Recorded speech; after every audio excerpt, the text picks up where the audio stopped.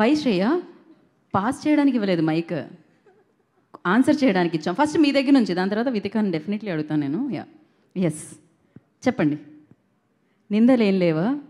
నింద ఉన్నా చెప్పాలనుకోవట్లేదా? కెమెరామెన్ అంటే భయం వేసిందా కెమెరా ఉండగానే?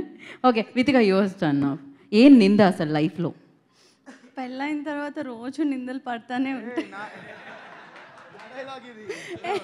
ఓహో, మా ఆయన కూడా అదే చెప్దాం అనుకున్నారు. So same answer. మరి మీరు మీ మధ్య కెమిస్ట్రీ బాగుంటుంది, అండర్స్టాండింగ్ బాగుంటుంది అంటే ఏమో అనుకున్నాం. ఆన్సర్ కూడా ఒకటేలా ఉంటుందని ఇప్పుడే అర్థమైంది. ఒక రేంజ్లో ఉంది అయితే. యా.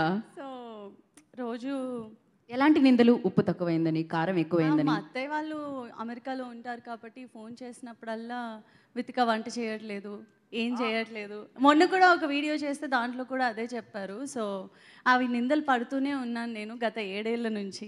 ఇప్పుడన్నా కొంచెం చిన్న చిన్న నిందలు, వైఫ్ అండ్ హస్బెండ్స్ అన్నాక అవి కంపల్సరీ ఉంటాయి కాబట్టి. మిమ్మల్ని ఫిట్గా ఉంచడానికే ఆవిడ వంట చేయట్లేదు బేసిక్గా. అది కొంచెం ప్లాన్లో అది కొంచెం మనం మరీ అంత టేస్టీ ఫుడ్ ఇంట్లో ఉంటే మళ్ళీ మీరు ఫిట్గా లేకపోతే కష్టంగా ఉంటుంది కాబట్టి. ఐస్, యా, లేడీస్ చాడీస్, అదే కదా.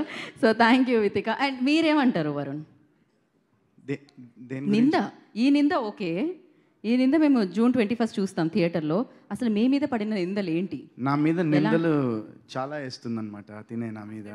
ఓకే, అంటే బేసిక్గా మా మమ్మీ డాడీ యూఎస్లో ఉంటారు కదా. సో తను ఊరికే కావాలని ఎప్పుడైనా బోర్ కొడితే మా మమ్మీ డాడీకి ఫోన్ చేసి ఏదో నేను చేస్తున్నాను అని ఇట్లా సందేశం అని ఇట్లా తిట్టాడు. ఎందుకంటే అప్పుడు వాళ్ళు ఫోన్ చేసి నన్ను తిడితే తనకి అదొక ఆనందం, అది ఇలా చేస్తూ ఉంటుంది.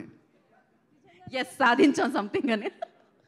ఓకే, అది ప్రేమతో కూడుకున్న కొంచెం అలాంటివి ఏదో అంటే చిన్నప్పుడు, అంటే నేను సమ్మర్ హాలిడేస్ అప్పుడు ఇక్కడికి వచ్చినప్పుడు నాకు గుర్తొచ్చింది. మా కమ్యూనిటీలో అప్పుడు మా గ్రాండ్ పేరెంట్స్ మాసప్ ట్యాంక్లో ఉండేవాళ్ళు. సో అక్కడ మేము క్రికెట్ ఆడేవాళ్ళం చిన్నప్పుడు, మామూలు స్ట్రీట్ మీద. సో అప్పుడు నేను ఆడుతుంటే ఒక అందులో మా ఫ్రెండ్ బ్యాచ్లో ఒక కుర్రాడు, అప్పుడు మాకెంత మేబీ 6 years 7 years అంతే.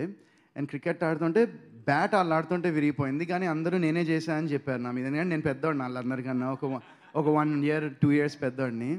ఆ తర్వాత ఇంకా నేను ఏడుస్తూ ఇంటికి వెళ్ళి నేనే చేశాను, ఎందుకంటే మళ్ళీ బ్యాట్ ఉండదు కదా. సో నేనే చేశానని చెప్పి ఒక బ్యాట్ కొనిచ్చి వాళ్ళకి ఇచ్చాను మళ్ళీ. ఓ పర్ఫెక్ట్. నింద మీరు మోసి మొత్తానికి మీది కాకపోయినా కూడా మోసారనమాట. అండ్ ఇక్కడ ఈ నిందలు కూడా మోసారు. ఏమో మరి అది మీరు సినిమా చూడాలి. ఎగ్జాక్ట్లీ ఏం జరిగింది అని మేము సినిమా చూడాలి, తెలుసుకుంటాం. And thank you and wish you good luck. Thank you so much. And